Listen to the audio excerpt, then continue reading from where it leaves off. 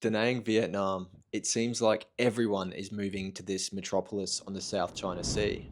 But many people who don't come prepared end up staying in the wrong place, spending way too much money, and even getting scammed. In this video, I'll go through all the expenses you might encounter while living in Da Nang, and I'll provide the biggest money saving tips along the way, so that you won't just know how to survive in Da Nang, you'll know how to thrive. This is usually going to be the biggest chunk of your budget pretty much anywhere in the world, and Da Nang is no different. As a general rule, the further away from the beach you are, the cheaper the apartment will be. But this is not always the case, as we'll discuss shortly. Most expats are going to choose to live in My An, right by the beach, super walkable, plenty of restaurants and cafes, so naturally they're going to be the most expensive area to live. Hue Mi, which is just south of My An, is a little bit quieter, but very close to the action, so another good option. Son Tra, which is on the other side of My An, is really lovely if you're looking for a little bit more space. It's generally more local up here, especially the further north you go, because you're getting close to the fishing port. As a result, it's typically cheaper up here because you're further away from the cafes and restaurants. Lastly, we have Hai Chiao. It's on the other side of the river, and great if you're wanting to have a more local experience. Hai Chiao bucks the trend of being further away from the beach, but still being quite expensive. This is because it's a bustling commercial and historical area close to the river. As a result, you're going to attract quite a lot of tourists, which naturally keeps prices inflated. So how much should you realistically expect to spend? You can absolutely still find a modern, clean, one-bedroom apartment for $300 to $400 per month. You just might be 10 or 15 minutes away from the beach in a bit more of a local area. Nothing too dramatic. For reference, I'm staying about 15 minutes walk to the beach, close to heaps of great restaurants and cafes, and I'm only paying $372 a month. Bear in mind, this does not include utilities, which are an additional $75 deposit, which I pay at the beginning of each month. If you're wanting to stay right in the heart of the action with a 24-hour lobby and amenities like a pool and gym, then you can expect to spend anywhere from $500 to $600. Personally, I don't think the amenities are worth it in the wet season. The weather is a little bit unpredictable, and it's something I've talked about on a previous video. So if you're curious about that, open it up and check it out when you finish this one. Also, and this is really important, you have to book long term. Nightly and weekly prices are for tourists. Avoid booking on Airbnb and booking.com, and instead go for monthly or 3-monthly contracts directly with the landlord. I did this by searching for real estate agents on Facebook Marketplace and then contacting them directly on WhatsApp to arrange viewings. If you do opt for a longer contract, keep in mind that it's standard practice for the landlord to take an additional 2 months as a damage deposit. This doesn't mean that you can't be careful. Ask other residents about the landlord's reputation and be sure to record any prior damage before you move in. Okay, let's move on to food, because this is where Da Nang makes saving money absolutely effortless. If you eat Vietnamese food most of the time, your wallet is going to be very happy. A bowl of pho, $1 or $2. Com ga, mi quang, same thing, and it's absolutely delicious. Western meals are usually $6 to $12. Again, very reasonable and totally worth it on occasion, but if you are trying to save money, make it a treat as opposed to an everyday routine. Another thing that really helps is delivery via Grab. It's super cheap. You can expect to spend anywhere from $5 to $6 for the average Grab delivery. This is really cheap because the drivers earn absolutely nothing. With this in mind, don't be a stingy. Pay them an extra 20 or 30% as a tip. They'll be really grateful for it, and it won't make a difference to you. If you're enjoying the video so far, like and subscribe. It really helps out the channel. If you are going to rent a motorbike, you'd be looking at spending around $100 roughly for a normal 125cc. There are heaps of great rental places in Da Nang. Personally, I use the one next to Puna Cafe. The bloke is super reliable, never had any issues, and we can extend it just with a text. Shoot. Well, it's good to know these helmets are sturdy. If you're not willing to brave the roads, then that's also absolutely fine. Grab motorbikes are really cheap. To get from our apartment into My An, which is about 1.1 kilometers, it typically costs us about 50 or 60 cents one way. The best part is you're less likely to die. Groceries in Da Nang are a weird mix of, wow, that is so cheap, to okay, that's unexpectedly expensive. It really depends entirely on where you shop. Mini marts, and you'll see them absolutely everywhere, are great for things like snacks, drinks, and the emergency, I forgot my toilet paper moments. But you don't want to do your grocery shop here.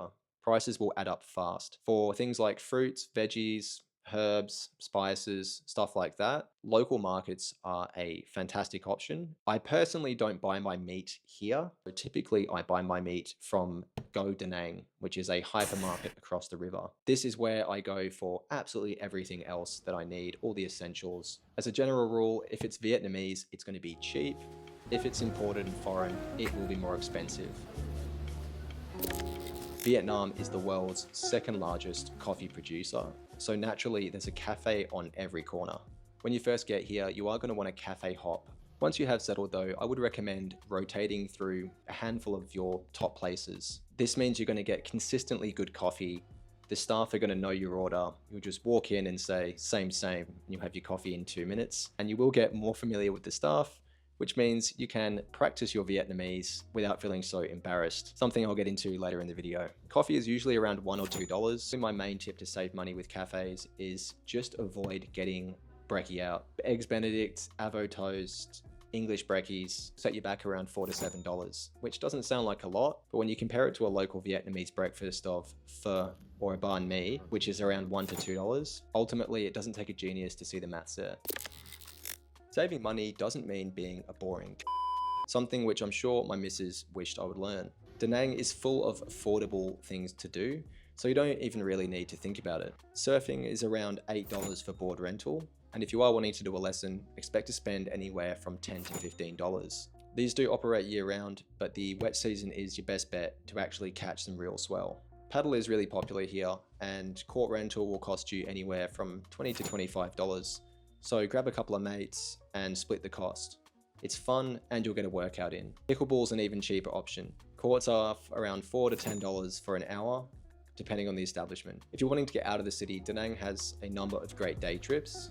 Closest to home, you've got the Marble Mountains. Entry is only around $1.50 and it's definitely worth it, even if it's just for the view. We've also got the Mi Son Sanctuary, around an hour from Da Nang.